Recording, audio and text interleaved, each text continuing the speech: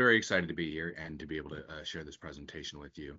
Um, I have set up the presentation to be mostly about learning. It's less of a the sort of networking session that sometimes happens and more of just learning about a problem space. And yeah, so hi, I'm Jed. I'm the CEO, co-founder of Manzanita Cooperative.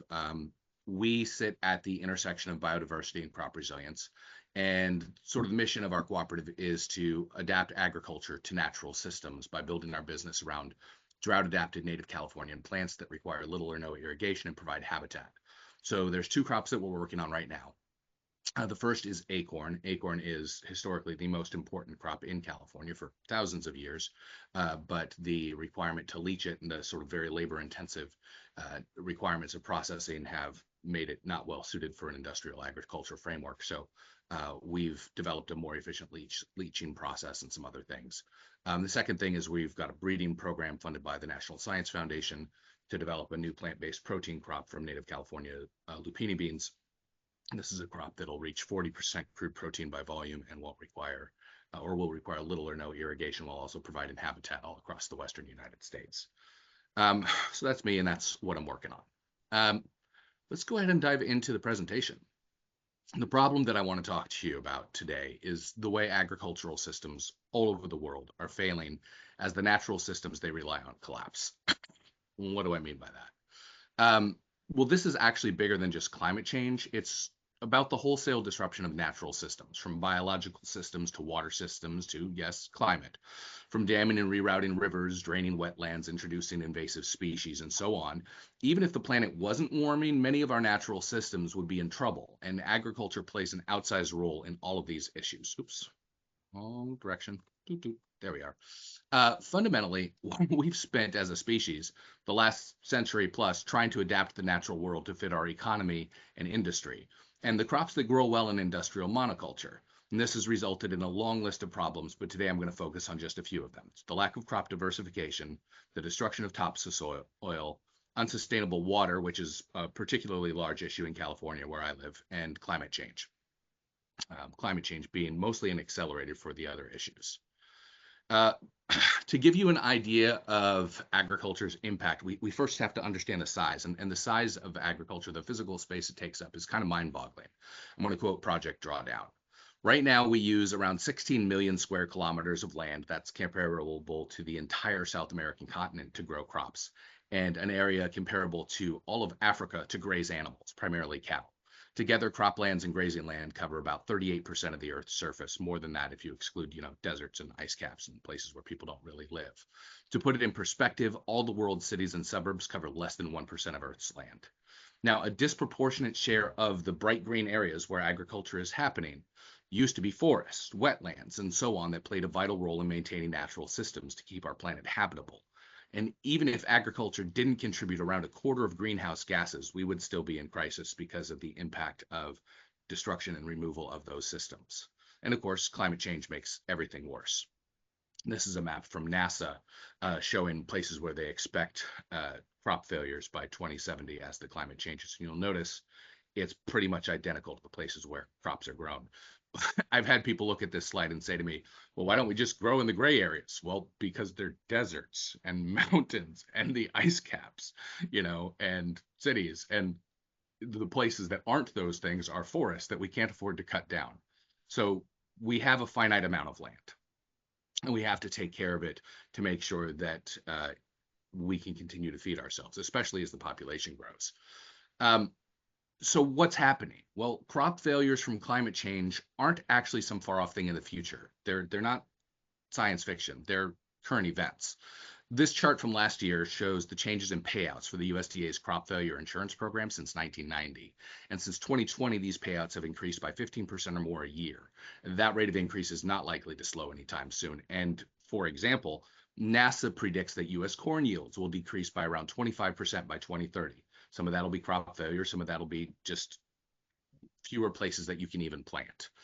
It's not just the US either. Last year, hurricanes wiped out 40% of Pakistan's rice crop. We saw global shortages of chocolate, sugar, and more. Russia's wheat harvest this year is down by 20% relative to 2 years ago because of early frost, and just on and on and on. It's no longer a question of whether crops will be impacted in a given year. It's which crops will be impacted this year. And this is one reason why U.S. food prices increased by around 30% since 2000 or since 2020. So I'm not just going to shout doom and gloom at you all day, I promise. And you're probably feeling a little bit overwhelmed at this point, and I don't blame you. This is all objectively overwhelming, but the good news is there are solutions. The map from NASA doesn't have to be our future, but we have to make changes now in order to avoid that future. And it's always hard to get people to make big changes when the immediate doom isn't right there front and center, and it's something that might happen by 2070, but it's actually already happening now. So let's take them one at a time and talk about some of the problem spaces identified and what we can do. So the solution to the over-centralization of crops onto a tiny number of crops, which I'm going to dive into more, is diversification. Peter Bernstein was an economist. He's not talking about crops here. He's talking about the economy and investments. But diversifying our crops is important and valuable for all the same reasons that diversifying investments are. Some of them are going to go belly up. Some of them are going to outperform expectations. And so having that diversification is the best way to reduce risk. Today, food systems are more centralized than they have ever been in all of human history. Chart on the left, around half of all calories consumed by humans come from 3 crops: wheat, rice, corn. I already said we've had global shortages of rice.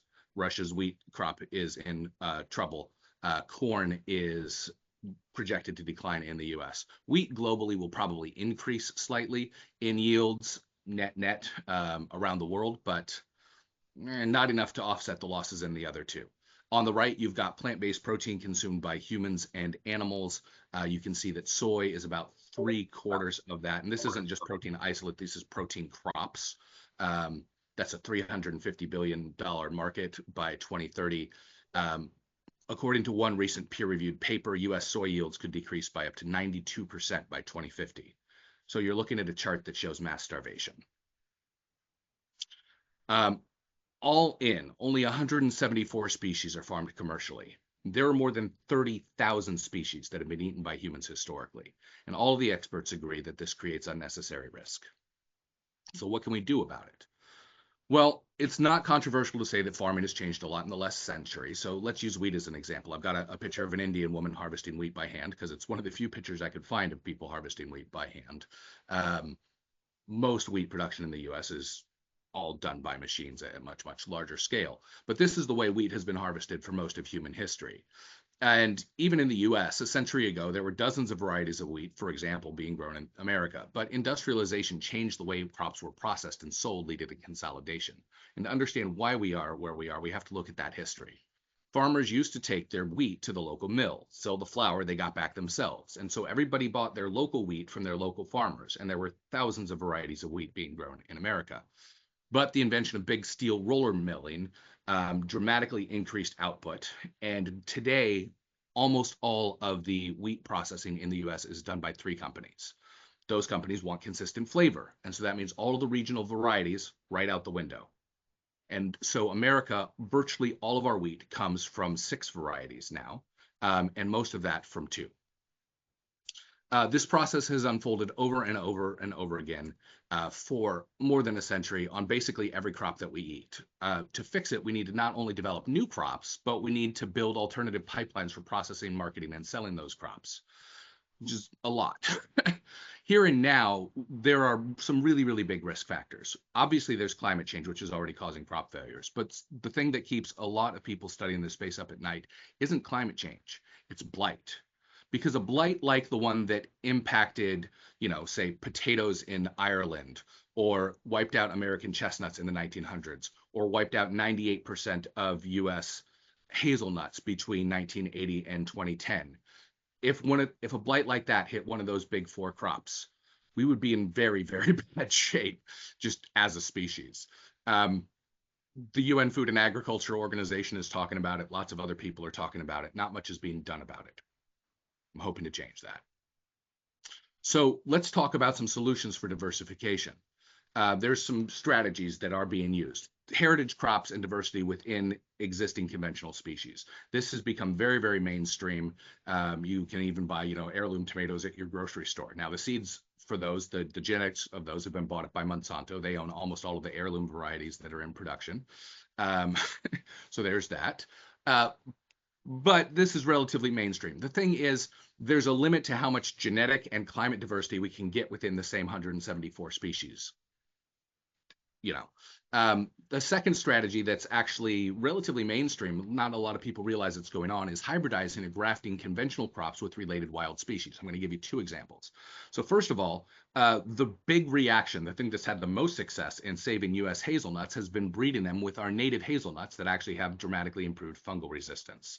And by doing that, the U.S. hazelnut industry was able to rebuild between 2010 and last year, except that monoculture mass farming with lots of trees in close proximity ended up breeding a better version of the pathogen.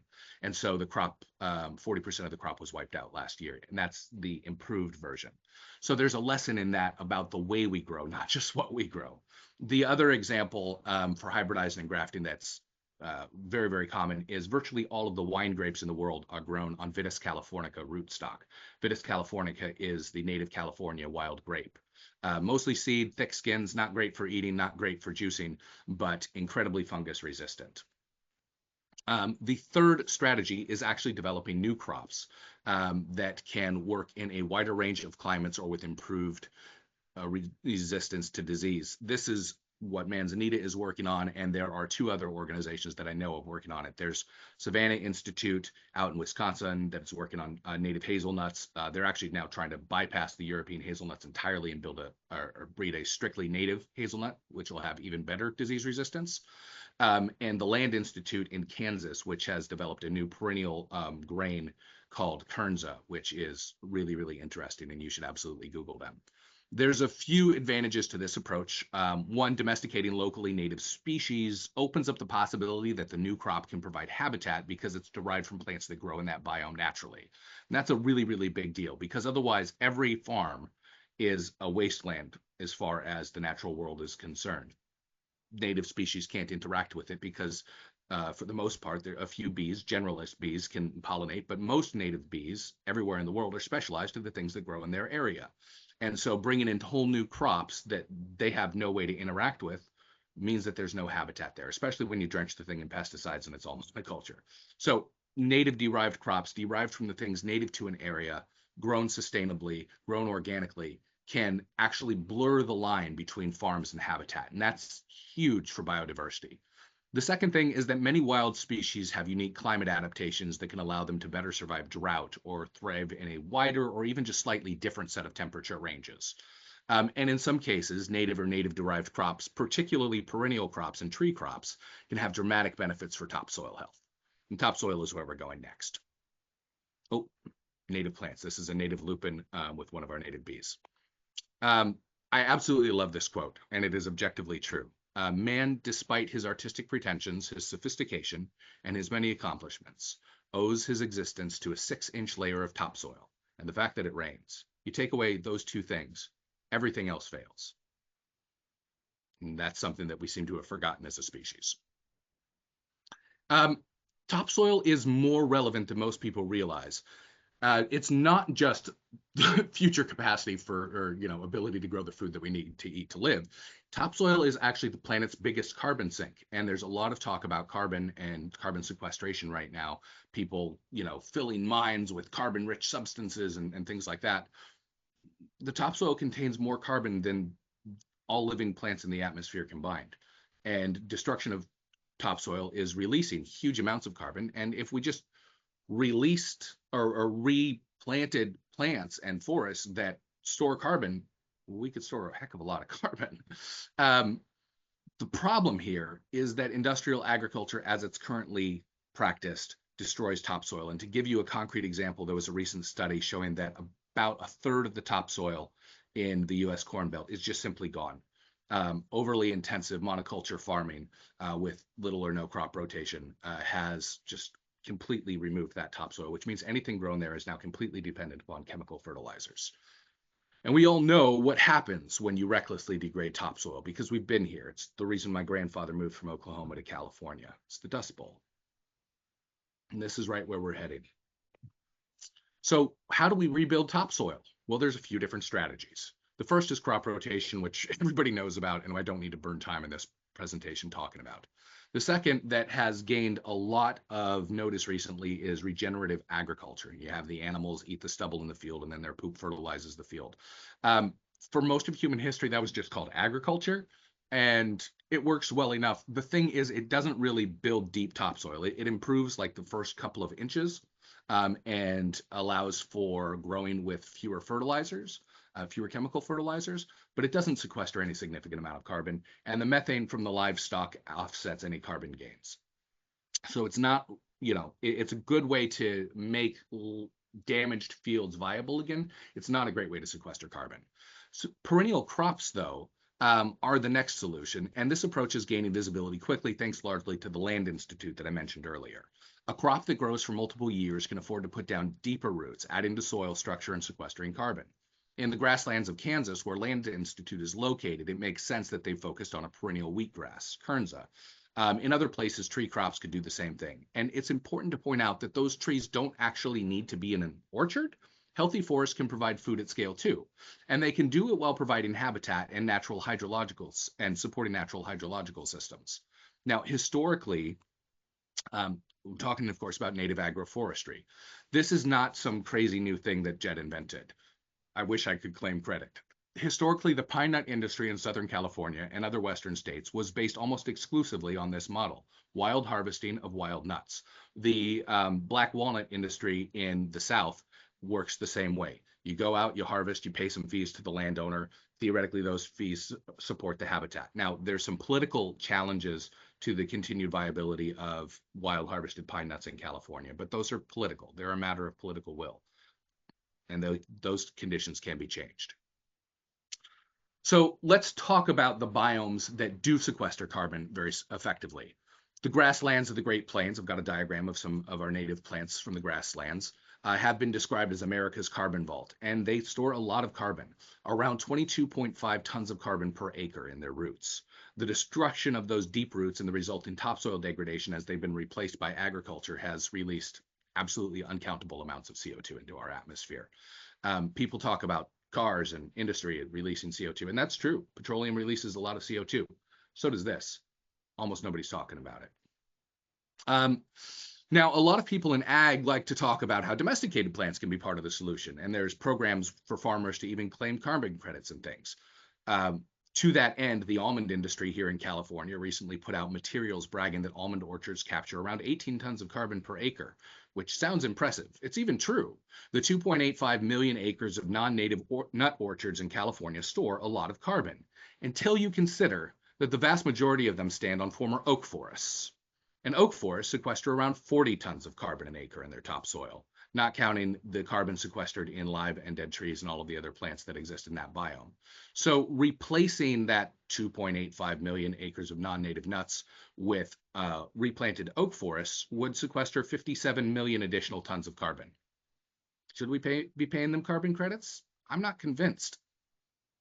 Even adding a few trees an acre to an existing farmland can have dramatic impact, as the tree's roots slow topsoil erosion, provide habitat, and measurably reduce CO2 emissions. A recent study found that worldwide, 54% of agricultural lands could add trees without impacting the productivity or changing their crops, and doing so would remove 3.3 billion pounds of carbon. I think that's worth doing. Replanting is the name of the game in general. All forests are good forests. If I asked everybody to guess what forest stores the most carbon, most people would say the rainforest, and rainforests are awesome. I like rainforests. We should keep them around. And in fact, they store 80 to 90 tons of carbon an acre, mostly in the trees. They're actually really bad, though, at building topsoil. You cut down a rainforest, and you've usually got a desert underneath, which means that the amount of carbon that they store is actually relatively limited. The forest that stores the most carbon per acre in the world is California's redwood forests, 10 times what a rainforest does per acre, 890 tons of carbon per acre just above ground, not counting the roots. The problem is that 98% of California's redwood forests were cut down by the Americans in the first century after conquest. And so what's left are individual groves. That said, there is a huge opportunity all across the redwood's former range to replant, regrow, and sequester carbon. And redwoods grow fast. So while a second growth forest does not store as much carbon as an old growth forest, it can actually get established relatively quickly. So I live on an area that used to be redwood forest and was cut down, and I have personally replanted more than 100 redwoods on my property. Um, and year over year, those little trees get taller, and that's a gift to my grandchildren's grandchildren. The king, though, of carbon sequestration is peat bogs. It's not a forest at all. Peat moss can store more than 1,600 tons of carbon per acre, double a redwood forest. And the world's peat marshes currently store more carbon than all of the world's forests combined. And they're under threat from agriculture as farmers drain them to get at the rich soil they contain. Everybody wants to grow in peat moss. You'll see peat moss at your local nursery. This is a problem because peat moss requires constant water. The minute it dries out, it starts off gassing CO2 in massive, massive amounts. And while it is possible to farm in a peat marsh, there's a whole process to do it. That's not what typically happens. Marshes, wetlands, peat bogs get drained and they get farmed or they get, paved. Here in California, 98 or 90% of our wetlands have been destroyed to make way for farms and cities. Well, let's talk about the water that peat bogs require, because water is one of the other issues. And in California, it's arguably the issue. Nothing is softer and more flexible than water, and yet nothing can resist it. I like Lao Tzu. More than just dollar values, to give you a sense of what's at stake for Californian farming, more than just dollar values, California produces more than half of America's fresh fruit and vegetables. It's not only the biggest economy in North America, it's the biggest agricultural economy in North America by a huge margin. People think, oh, where does farming happen in the US? And they think of cornfields in Kansas. California actually produces a lot more food than any other state, but it's not even close. The thing is, it only snows at high elevations and it only rains in winter, and there's a massive variation in how much rain one winter may bring compared to the next. So if the water we need doesn't fall from the sky during those months, the only way to get it is draining rivers that flow from elsewhere, notably the Colorado, desal, or groundwater. Now, desal is useful for coastal urban areas, can't be used for agriculture because salt residue destroys fields. The Colorado River is drying up, and we've overused the groundwater so much that aquifers are collapsing all through California. So that leaves conservation. Well, where can we cut? 80% of the water goes to agriculture. Most of the water that's used by agriculture goes to crops that are exported. And two in particular stand out. 17% of California's water goes to almond alone. The vast majority of that almond is exported. And alfalfa uses more water than all of California's cities combined. Virtually all of it's exported. There's simply no reason to be growing alfalfa in California. And if we used the water that we have more responsibly, we wouldn't need to collapse our aquifers and all of the other things. We actually do have enough water to grow everything that's adapted to grow here. The problem is we're growing things that aren't adapted to grow here. And that has massive impacts on all natural systems. I want to give you a quick case study on river diversions and the impact on salmon in particular, because in California, water issues are always framed as fish versus farms, and the fish lose every time. An estimated 4 million salmon used to spawn in California's rivers. In 2022, less than 200,000 wild Chinook salmon migrated downstream from the hatcheries to begin life in the ocean. And coho salmon are in even worse shape at 1% of their historical levels and serious risk of extinction. Even during, so there's the rivers as they are on a wet year, like now. Even during massive droughts a couple of years ago, water was being diverted and salmon were left gasping and dying to water non-native crops all over California. And this was actually kind of a turning point for the industry and for the species. In 2023 and 2024, California completely banned salmon fishing because populations had sunk so low, devastating fishing communities like Fort Bragg here in Mendocino, where I live. My neighbor is a salmon fisherman, or he was. He's not anymore. There's no more salmon to fish. Now, based on some quick back of the napkin math, that missing industry, if we hadn't chosen to wipe out our salmon to water alfalfa, would have been worth around $1 billion a year. Millions of tons of incredibly sustainable, cheap, very, very nutritious salmon gone from our food system because we chose to water a crop that benefits a tiny minority. It's not a great choice. Now, Remember how I said the face-off between farms and fish is unnecessary? Let's imagine that instead of almond, we replanted those oak forests, like I suggested in the last section, restoring millions of acres of habitat and sequestering tens of millions of tons of carbon. Maybe we just stop growing alfalfa. Um, and instead switch to low irrigation native derived crops. We could undam our rivers, restore our wetlands, and in that moment, the salmon stop being something we weigh against agriculture. They become a part of agriculture because in a restored wetland or floodplain used to grow a native derived rice grass or other sustainable habitat supporting crops, the flooding A removes invasive non-native weeds, and the salmon fry forage in those fields. They eat the insects that would otherwise attack the plants. They gain essential bulk before returning to the ocean, which boosts their survival rate, and they fertilize the fields. And that's not just the fry. That's all of the salmon that swam upriver, the 200 million pounds of salmon or 200 million salmon that swam up 200 million pounds of salmon, 4 million fish that swam upriver to spawn and then died because Pacific salmon die after they spawn.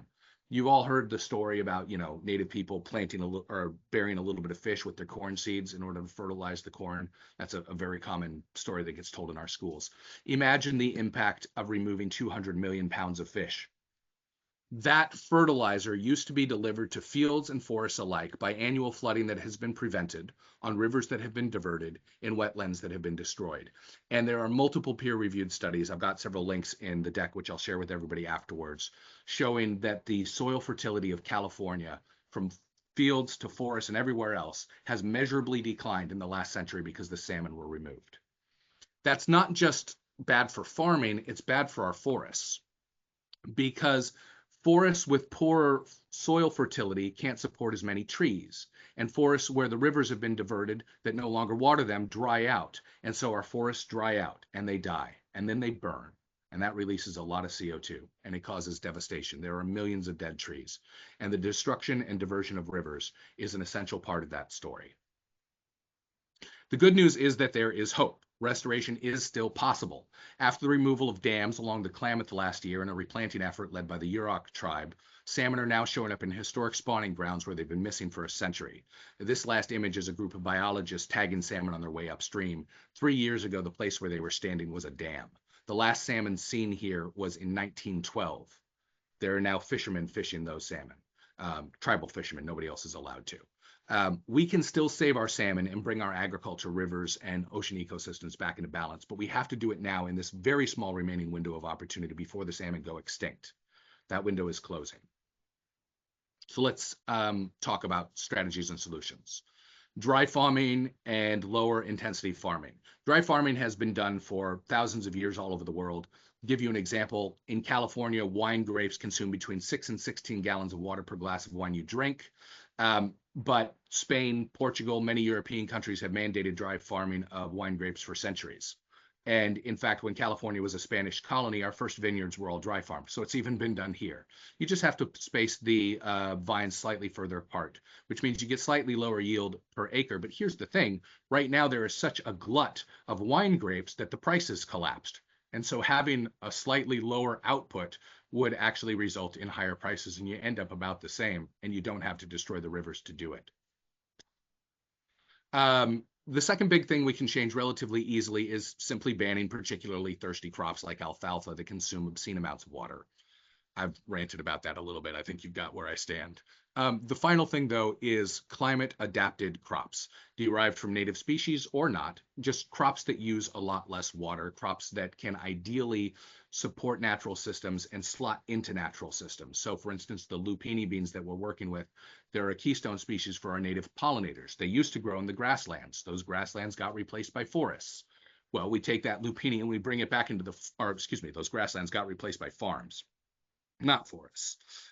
We take the lupini, we bring it back to the farm, we're bringing it back to its natural habitat, and we're producing food at the same time. And we're doing it with a crop that requires little or no irrigation instead of needing much, much more. There's actually some really great progress happening on this.